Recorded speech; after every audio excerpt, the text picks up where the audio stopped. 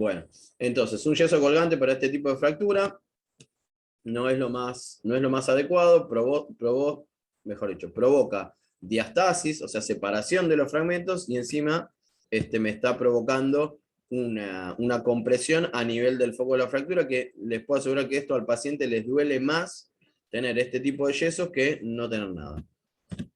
Esta es una fractura mía, miren lo que era este húmero. El húmero era una fractura a varios fragmentos, media diafisaria. La verdad es que una desgracia. Estábamos en quirófano y esto fue lo que se le hizo a esta paciente. Una osteosíntesis con placa. ¿Sí? También se le podría haber hecho esto, que es un clavo endomedular, se hace un agujerito acá en la parte distal del húmero y a través de acá se mete todo este clavito hasta que llega ahí arriba y eso le da una estabilidad relativa. También se le podría haber puesto un clavo, esto es un clavo endomedular, que se pone desde acá arriba, y que este clavo tiene dos cerrojos, o estos tornillos así atravesados, que impiden que el clavo rote y que la fractura se mueva. Si ustedes ven acá, ya tengo signos de consolidación, ¿sí? Esta fractura está consolidada. Y a veces no, a veces uno con el clavo y todo, ¿ven? Acá tiene los cerrojos para que la fractura y el clavo no gire. Sin embargo, esta zona ya tengo una zona de pseudoartrosis. ¿Lo ven ahí? Bien, fracturas del húmero distal. Las fracturas de la paleta distal también son fracturas bastante frecuentes, son bastante complejas. En general, como vimos acá, esto es una clasificación AO, las fracturas extraarticulares uno puede no hacerle nada a un tratamiento conservador, y aquellas fracturas que son interarticulares o interarticulares complejas, la resolución va a ser siempre quirúrgica. En general, este tipo de fracturas se realiza una reducción y una osteosíntesis utilizando también placas bloqueadas anatómicas, ¿sí? Esto viene con la forma del hueso, con la que nos permite restituir la anatomía lo más normal posible. ¿Sí? Esto es una fractura de húmero distal tratado con una placa de osteosíntesis. Esta es una fractura mía, acá está el trazo de la fractura, y tiene una placa en una columna y una placa en la otra columna, y además tiene algo que se llama sobretracción, que ahora lo vamos a ver, que es algo que se usa en la rótula y en el olecranon, que es un sistema de tensión, que básicamente son dos clavijas que se ponen con un alambre en forma de 8 que uno le va dando rosca acá, y eso va dando compresión. ¿Sí? Bueno, este caso ya se lo mostré, de un caso mío, que se rompió todo. Bueno, y acá vamos a hacer un paratín que tiene que ver con, no sé si viene al caso, pero me acordé y puse la diapositiva acá, que es otro tema que suele ir en los choice, que es el de las lesiones nerviosas. Hay tres tipos, básicamente, de lesiones nerviosas que nosotros tenemos que conocer, y que son, básicamente, la neuropraxia, la axonognesis y la neurognesis. Está bueno para el examen porque presta medio confusión, ¿viste? Que uno se acuerde qué era la neurognesis y qué sé yo, pero bueno, es algo que es bastante sencillo, digamos, tienen que imaginarse esto, es como que son distintos grados de lesión de un nervio.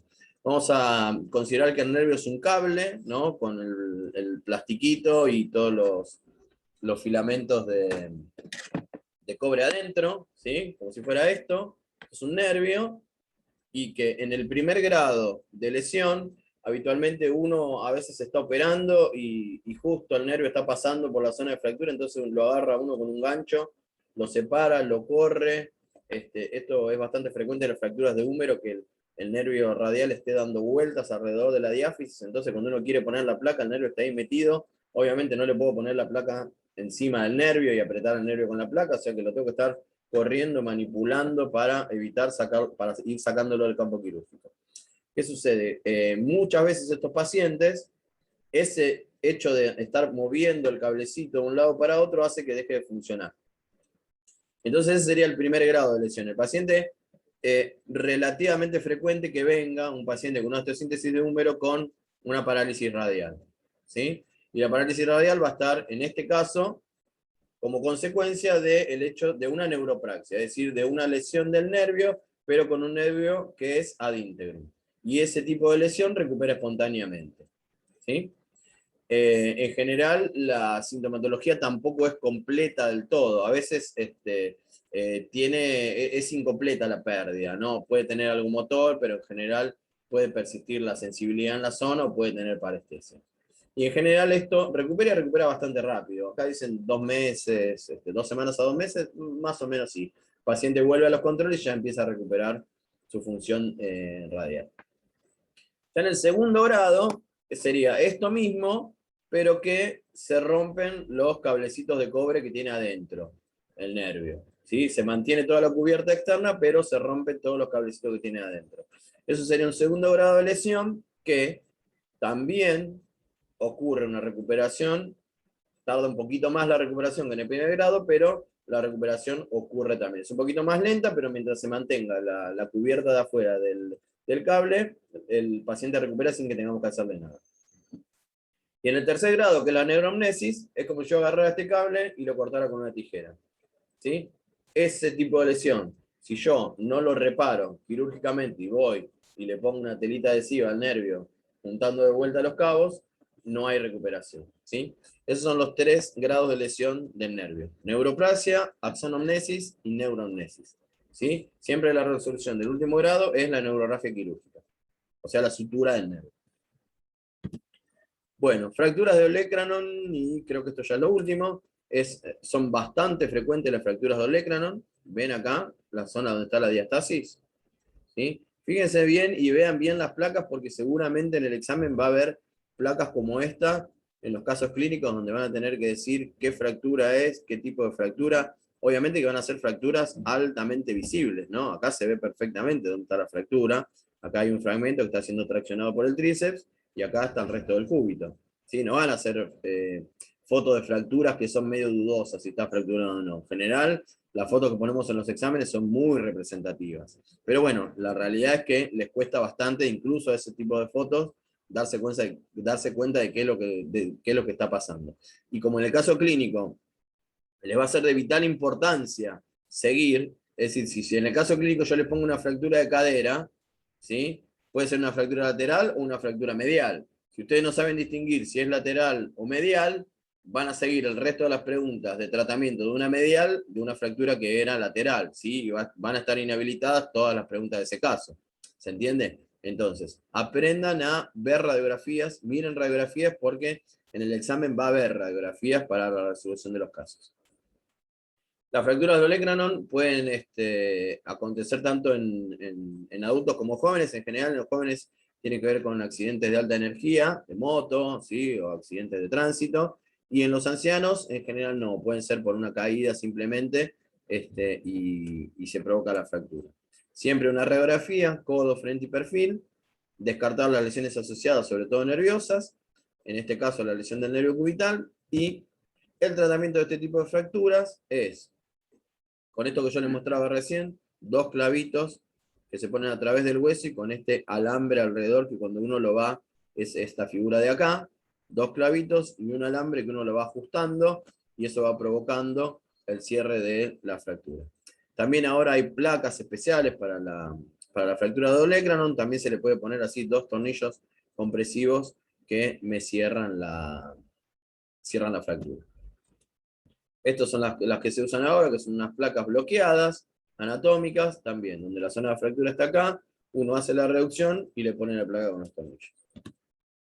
Este es un trabajo de la gente del hospital italiano que agarraron, no me acuerdo, algo de, 28 pacientes mayores de 70 años, con este tipo de fracturas de olecranon desplazadas, a los cuales no se les hizo absolutamente nada, se los mandó a mover rápidamente según la tolerancia del paciente, y se hizo un seguimiento de estos pacientes que no fueron operados, y la realidad es que lo que ellos encontraron fue que los pacientes no operados y con una diastasis de esos fragmentos bastante significativa, la mayoría de esos pacientes nunca consolidó la fractura, obviamente, porque la fractura, si está separada, no hay contacto hueso-hueso, no va a consolidar nunca.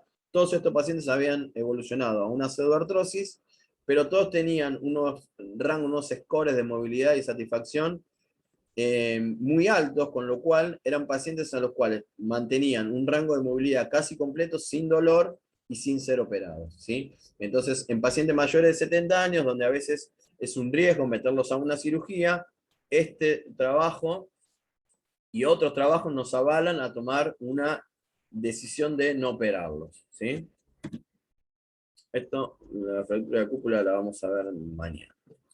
Bueno, y ahora voy a ir a lo último que es, esto es fracturas del miembro superior, ¿sí? Y ahora vamos a ir a patologías del miembro superior de hombro a codo. ¿Hay alguna pregunta? No, por ahora no. Por ahora vamos bien. Bien. Bueno, entonces, en lo que es patologías del miembro superior, ya parezco a Ramos Verde, que tengo todo separado por patología. Ah,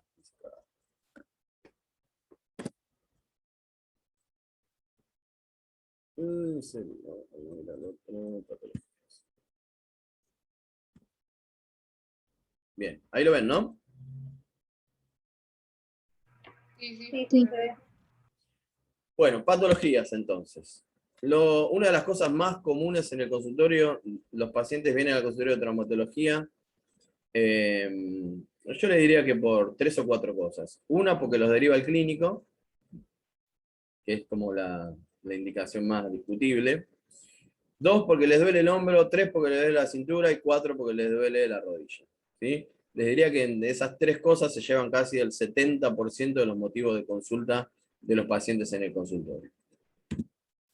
El dolor de hombro, una de las patologías más frecuentes es la patología del manguito rotador.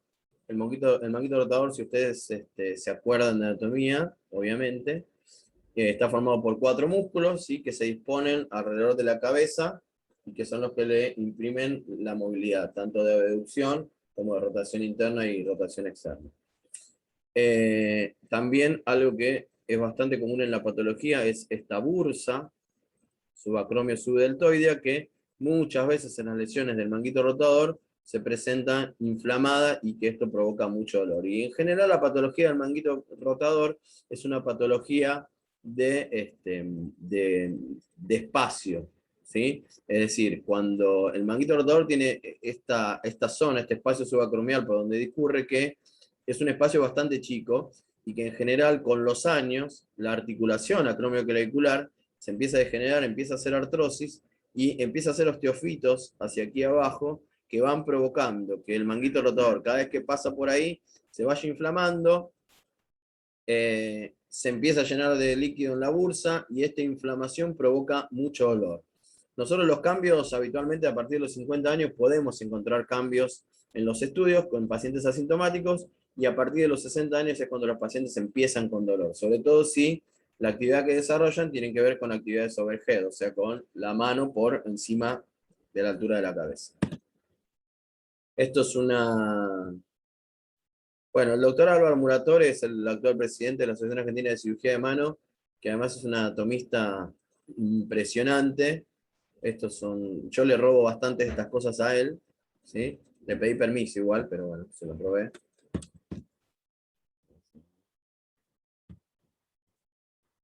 Esto es una vista posterior del manguito rotador, ¿sí? Ahí se ve cómo está insertado el redondo menor, el infraespinoso acá arriba, ¿sí? Y acá arriba estaría el supraespinoso y adelante el subescapular.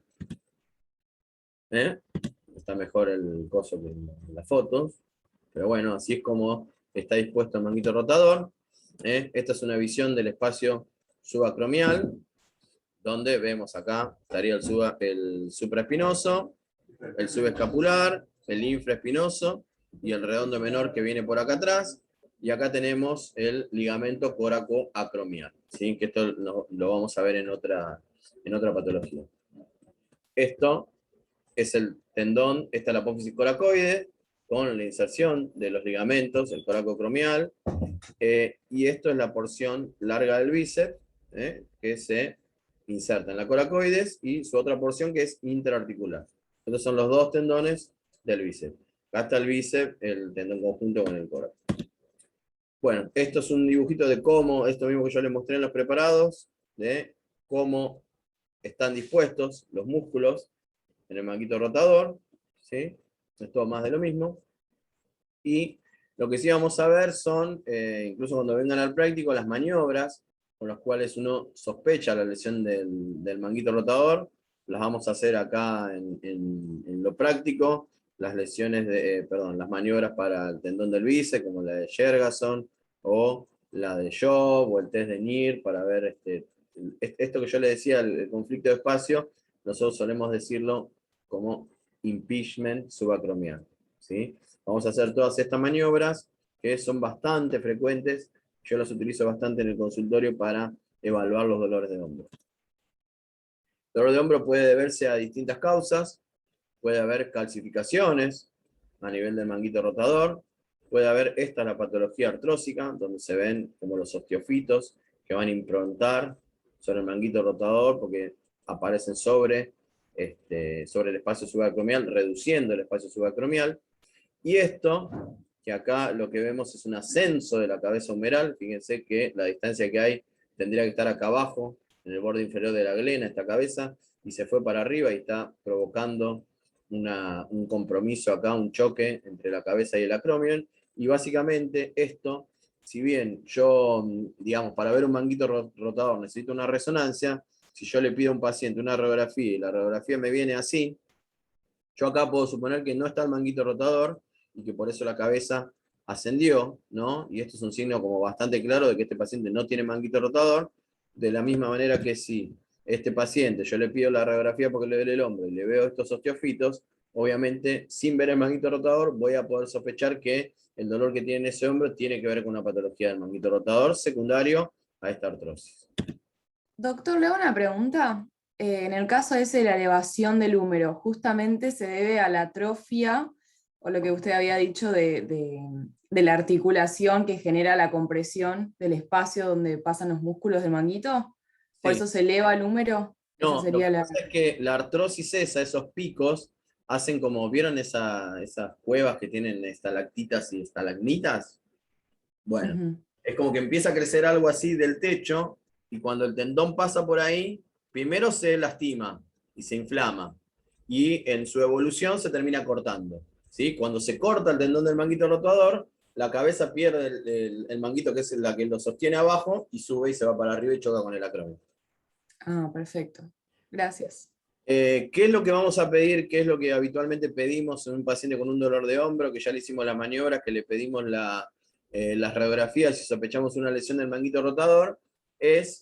Nosotros en el ámbito hospitalario, como hablábamos la otra vez, el Fernández es el único hospital que tiene una resonancia magnética como para pedir a este paciente, con lo cual, la verdad que en el primer estudio que le pedimos acá, que es más fácil, el paciente tiene más acceso y eventualmente lo puede hacer de forma particular, es una ecografía.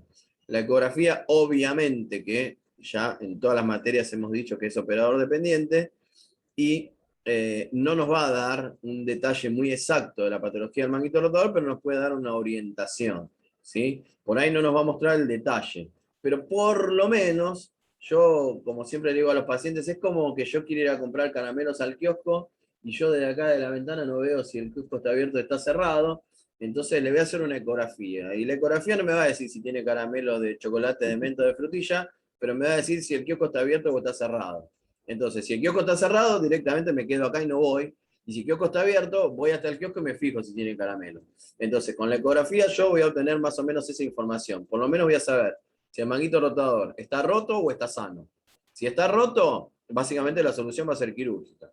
Y si está sano, bueno, por lo menos lo voy a poder empezar a tratar de manera kinesiológica, ¿sí? Y eventualmente después, si necesito un mayor detalle, voy a ir a la resonancia, pero bueno, es un estudio que no está muy al alcance de todo el mundo, y una resonancia de modo particular puede salir 7.000, 8.000 pesos, ¿sí? Entonces es como que vos le decís a un paciente que viene al hospital desde José C. Paz, que se haga una resonancia particular, 8.000 pesos, y no tiene forma de hacérsela. Sin embargo, en José C. Paz vos los mandás y tienen resonador. Entonces, ustedes José de Paz, buenísimo, vaya, hágase la resonancia de José de Paz y vuelva, ¿sí? José de Paz tienen los aparatos, pero no tienen los médicos. Nosotros tenemos los médicos, tenemos aparatos. Bueno, más o menos compensando, ¿no? Esto es lo que se ve en una resonancia magnética. Y básicamente es esto que yo les mostraba, como la artrosis acromioclavicular empieza a hacer un impingement acá, empieza a disminuir este espacio. Fíjense que este es el manguito rotador, ¿sí? Y esta zona ya es una zona que me cambió de color, ¿sí? Ya no está un gris parejito como tendría que ser, sino que ya tengo un cambio de color acá. Acá se ve bien cómo hace el pico, en este caso el pico de la clavícula, ¿sí? Que es lo que va lastimando el manguito rotador cuando va y viene en los movimientos del hombro. Acá ya tenemos algo un poco más avanzado, fíjense, la artrosis acromioclavicular, el adelgazamiento del manguito rotador, y acá ya tenemos una zona de ruptura. Esto blanco es donde no hay manguito ya. ¿Sí? Lo mismo acá. Hasta acá llega el manguito rotador, acá quedó el remanente, ¿sí? Este manguito llegaba hasta acá, se cortó y se fue para allá atrás, ¿sí? Y nos dejó este agujero. ¿Está bien? Yo esto, hoy por hoy este tipo de cosas se operan por artroscopía. Cuando me meto con un artroscopio a ver esta lesión, me meto a repararla y veo la lesión antes de operarla. Ahora les voy a mostrar la foto. Acá lo mismo, es un corte donde se ve cómo hace impronta el pico, ¿sí? Del acrómeno y de la clavícula sobre el músculo. Acá y acá. ¿Ven este pico? Se está incrustando acá en el músculo. ¿Está? Acá tenemos lo mismo, otra artrosis acromioclavicular. Acá tenemos una lesión del manguito, miren qué grande que es esta lesión. Acá quedó el pequeño remanente y acá quedó el resto del manguito rotador. Y acá tengo toda la cabeza descubierta, ¿sí? Lo mismo se ve acá, acá, ¿sí? Y, este es un video muy interesante. O manguito rotador é composto pelos músculos subescapular, supraespinhal, infraespinhal e redondo menor. Nessa figura nós vemos a degeneração do músculo supraespinhal, que vai acabar levando à ruptura do tendão. Quando acontece essa ruptura, o tratamento normalmente é cirúrgico via artroscopia. ¿Sí? ¿Você comprende portugués? No, no comprende.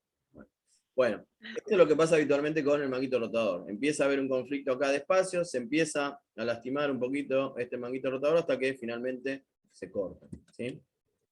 Y esta es la forma de resolución de la mayoría de este tipo de lesiones a través de una artroscopía, ¿sí? 2 agujeritos en el hombro y uno ahí va viendo. Esta es una lesión de este tipo, como las que yo les mostraba en la resonancia magnética.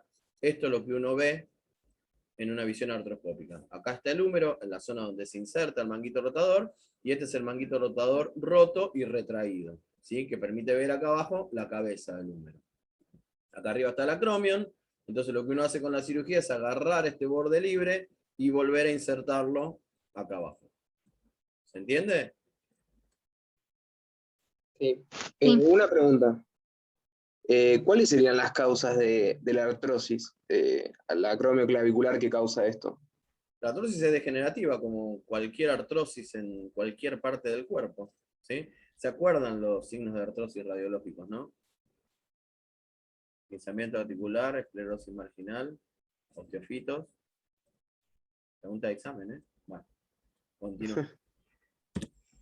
Bueno, y esto es lo que se hace. Se vuelve a llevar el manguito rotador a su zona de donde se desinsertó, y esto es un arpón, que es lo que utilizamos para fijar ese tendón de vuelta en su lugar. Un arpón no es otra cosa más que esto, que es como un tornillito que tiene hilos, ¿sí? Que nos permiten a nosotros, metiendo el arpón en el hueso, con estas suturas, uno las pasa a través del tendón, y cuando hace el nudo, el tendón se pega otra vez al hueso, ¿sí? Bueno, seguimos. Ahí está. Tengo una pregunta. Sí. ¿Eso después cura ad integrum?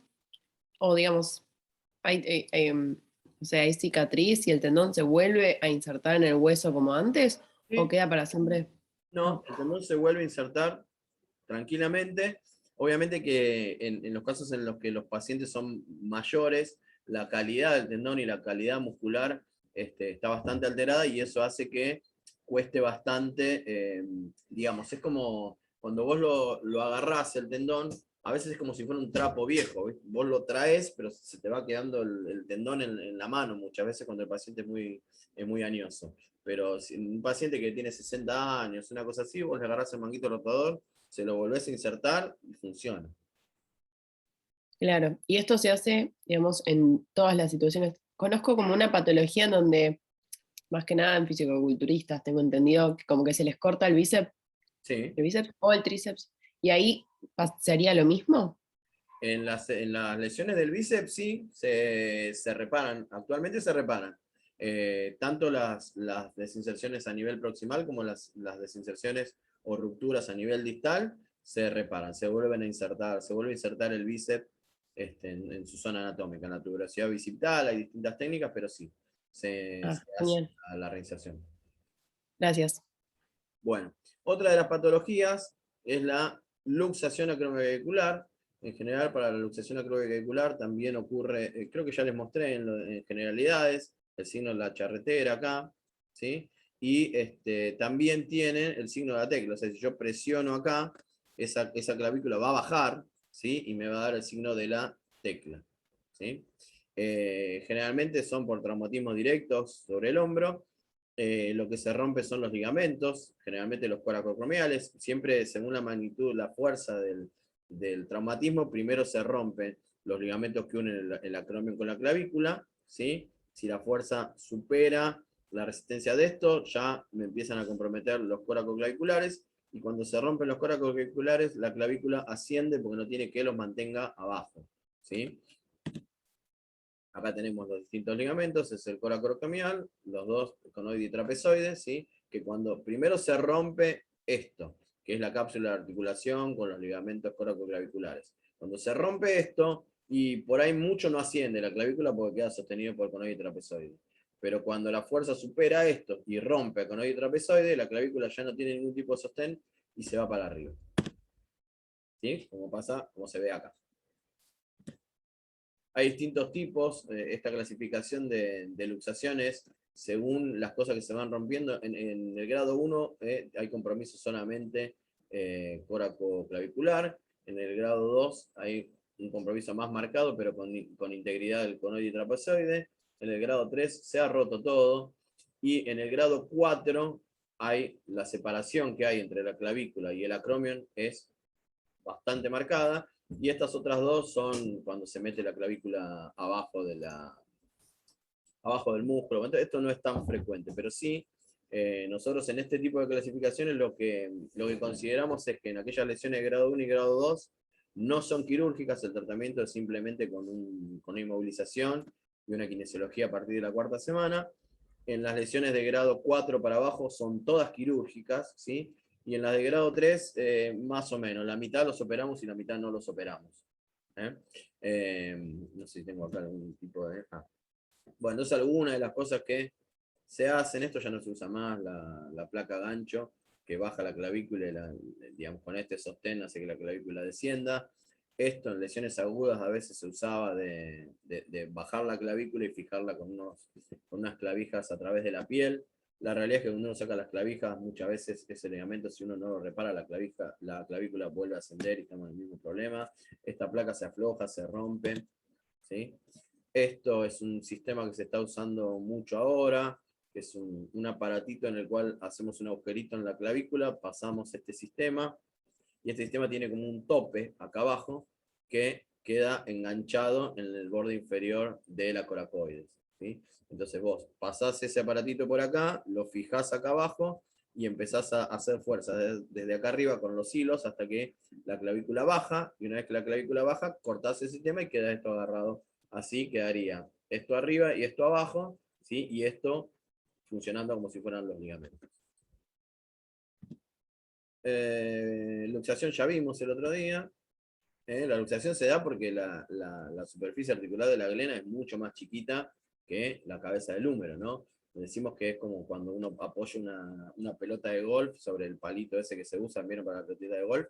Bueno, entonces tiene todo un sistema de ampliación de esa cavidad con el rodete glenoideo y demás que me aumentan la superficie articular. Eso hace que, digamos, esta diferencia entre lo que es la glena y la cabeza humeral hace que el húmero tenga la movilidad que tiene, pero que también sea tan inestable. Esto ya vimos, las distintas maniobras al otro día, les mostré una que los hacían gritar a los pacientes, bueno, tracción de brazo, esto también lo vemos en el práctico, con la cincha acá abajo del brazo. Yo la que uso es esta, habitualmente con movimientos muy suaves, al paciente lo voy traccionando suavemente hasta que se relaja la musculatura y el hombro vuelve a su lugar. Esta es otra también, a veces el paciente uno lo deja con el brazo colgado sobre la camilla y cuando el paciente se relaja y se desconcentra un poco, digamos, el músculo se relaja y vuelve a entrar en la articulación. Estas son las lesiones que se ven cuando uno pide, digamos, un paciente que viene con una luxación acromioclavicular, generalmente en los pacientes jóvenes el porcentaje de reluxación es muy alto, ¿sí? En pacientes de 16 años podemos estar hablando de un porcentaje de reluxación de alrededor del 80%, y ese porcentaje va disminuyendo con la edad. Si un paciente de 60 años, por ahí tiene un 10, un 20% de probabilidad de reluxación. Con lo cual, a veces, digamos, el tratamiento de un primer episodio de luxación, uno define si es quirúrgico o no, basándose en varias cosas. Si el paciente es joven, por ahí tiene más chances. Hay algunos que esperan un segundo episodio hasta operarlo. Eso es algo que está en constante revisión y el tipo de cirugía que uno hace también está en revisión, pero digamos, a nadie le queda duda que un paciente que se le ha luxado el húmero 2 veces es quirúrgico 100%, ¿sí?